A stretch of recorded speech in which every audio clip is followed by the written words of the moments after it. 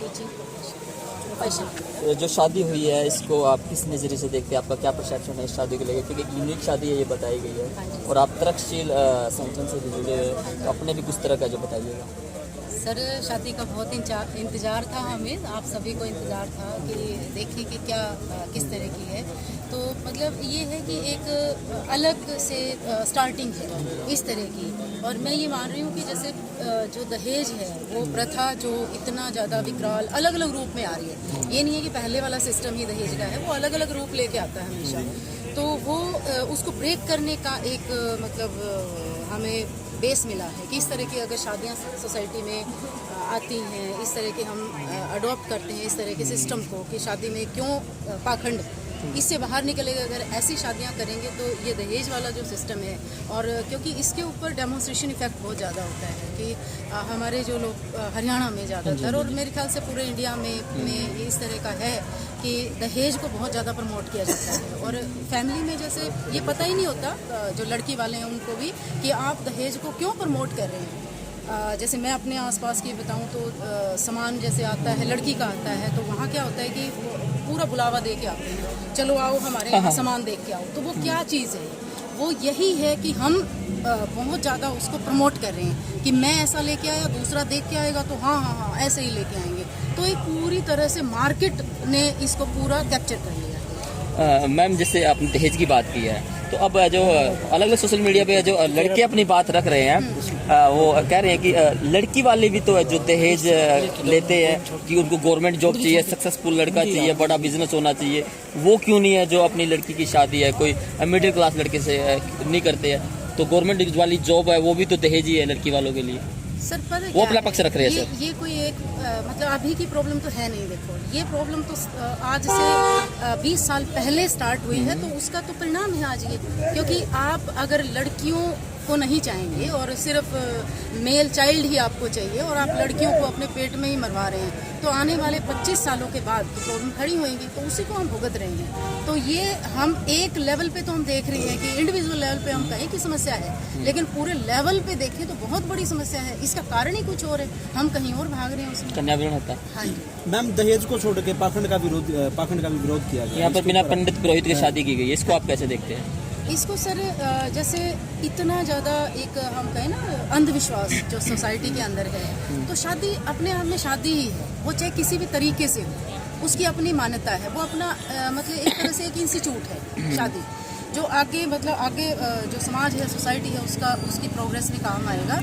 तो वो चाहे वो पंडित से हो, तो पंडित में क्या है कि हम इतने ज़्यादा अंधविश्वास की तरफ भाग रहे हैं। अगर पंडित सिंपल तरीके से साधारण तरीके से वो चीज़ें एक्सेप्ट कराता है जो सोसाइटी में है और पाखंड ना हो। अब नहीं करवा रहा पंडित सर वो पाखंड भी तो फैला रहा है ना उसके जरिए। जैसे कि पैसे का है सर कि वो इतने सारे हाथ पे रखो, ये रखो, वो रखो, अब ये धागा लेके आओ, अब ये मंत्रोच्चारण है, अब ऐसे हो जाएगा वैसे हो जाएगा। तो ये तो एक सोशल कॉन्ट्रैक्ट है सोसाइटी के अंदर। वो तो आप किसी भी मध्यस्थ को लेके, गवाह को लेके कैसे भी हो सकता है। तो उसमें मेरे ख्याल से इससे तो फिर कोर्ट मैरिज प्रमोट हो रहा है इससे, तो आपकी जो भाषा शैली इस हिसाब से वो अलग अलग तरीके हैं कि आप कोर्ट मैरिज कर रहे हैं। आप जैसे आज हुआ है कि इतने सारे जो इनवाइटेड पर्सन हैं उनके बीच में जो शादी हुई है, तो कोई दिक्कत नहीं, आप कोर्ट में करें, क्योंकि मान्यता किसी भी चीज़ को दे रही है, कौन दे रहा है? सोसाइटी दे रही है। तो सोसाइटी मेरे ख्याल से सबसे बढ़िया जरिया है इन चीज़ों को प्रमोट करने का, कि अगर हम सोसाइटी में एक मैसेज लेके जा रहे हैं कि बिना दहेज के शादी होगी, बिना पाखंड के शादी होगी, तो एक अच्छा मैसेज। तो जैसे आप टीचर हो मैडम, बच्चे बहुत से पढ़ते हो गया, तो अगर वहाँ उन बच्चों को स्टार्टिंग से जैसे हम स्टडी सिखाते हैं, तो स्टार्टिंग से इस प्रकार के जो विचार है, विचारधारा है सिखाई जाए, तो क्या लगता है कि समाज के अंदर बदलाव आएगा? बिल्कुल सर, क्योंकि देखिए जो आज की जो एजुकेशन है ना, जो मैं मतलब अपने बच्चों को जो पढ़ा रही हूँ उनको फेस करती हूँ कि उनको सिर्फ जॉब के लिए वो स्टडी कर रहे हैं, वो ज्ञान के लिए स्टडी नहीं कर रहे हैं। उनको मार्क्स चाहिए, 4 लाइनें याद कर ली, इससे इतने नंबर आ जाएंगे, लेकिन ये कंसेप्ट क्या है और कहाँ इम्प्लीमेंट हो रहा है उससे उनको कोई मतलब नहीं। तो कहीं ना कहीं एजुकेशन में कमी है, और एजुकेशन की कमी कब होगी? जब अच्छे टीचर होंगे कि पूरा थीम बताएं कि मतलब क्या है, ये चीज़ जो आप पढ़ रहे हो ये इम्प्लीमेंट कहाँ हो रही है। जैसे कॉन्स्टिट्यूशन है, मैं एक अपना एग्जांपल बताऊं कि बच्चे को ये बताया गया कि अर्थ एक प्लेनेट है, तो बच्चा ढूंढ रहा है कि ऊपर ही होगा कहीं अर्थ, तो बच्चे को जब कहा गया कि आप अर्थ पे चलेंगे, हाँ चलूँगा, कैसे जाएंगे, कह रहे रॉकेट से जाना पड़ेगा। तो आपका एजुकेशन सिस्टम तो ये बता रहा है, अभी बच्चे को पढ़ा रहे हैं, हम रट्टा लगा रहे हैं, पूरा मतलब क्रैमिंग हो रही है, बच्चा बहुत अच्छे नंबर ले रहा है, लेकिन उसको ये नहीं पता कि अर्थ यही है जहाँ को पढ़े। कई बार किताबों में भी इस प्रकार की जो बातें हैं पाखंड की वो भी सामने आती है, तो उन पर आपको क्या नजर आता है?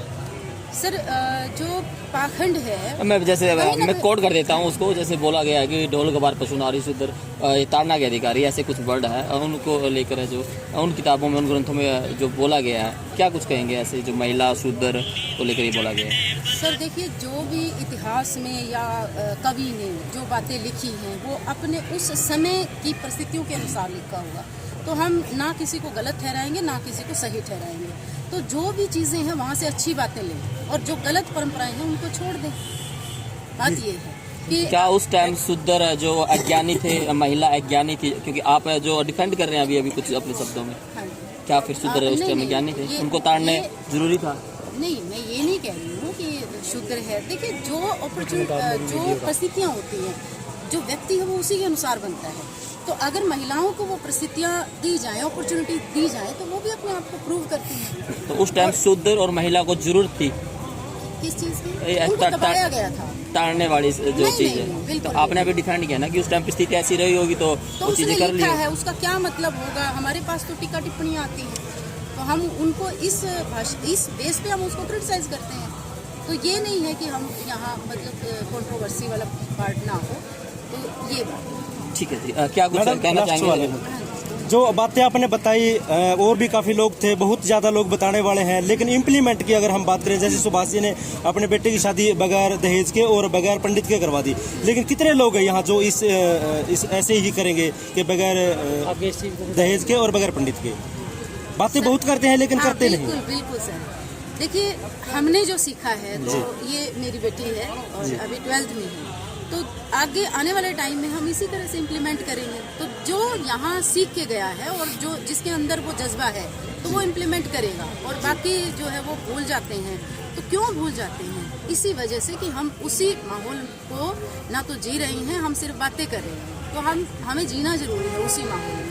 जैसे वो जितने भी महापुरुष हैं, सिर्फ उनकी फोटो नहीं, उनके विचारों को हमेशा अपने मन में बसाएं और ठीक। उसी के ऊपर काम करें। ठीक है, thank you sir, thank you ma'am, thank you ma'am. बहुत बढ़िया।